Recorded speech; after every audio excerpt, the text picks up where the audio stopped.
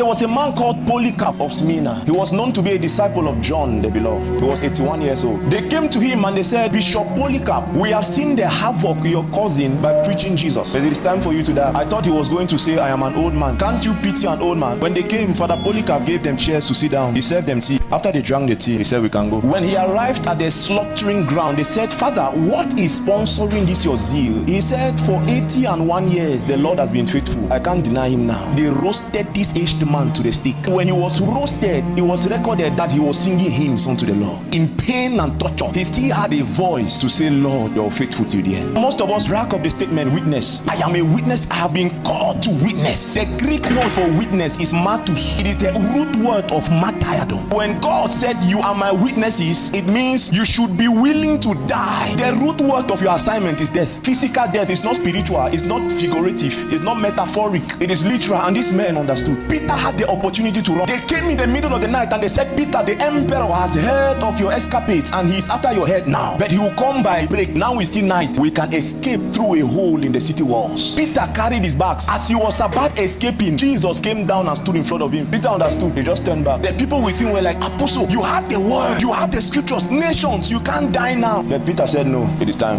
When they were about to crucify Peter, Peter said, hold on. They thought he was about to beg. He said, please, when crucify me upside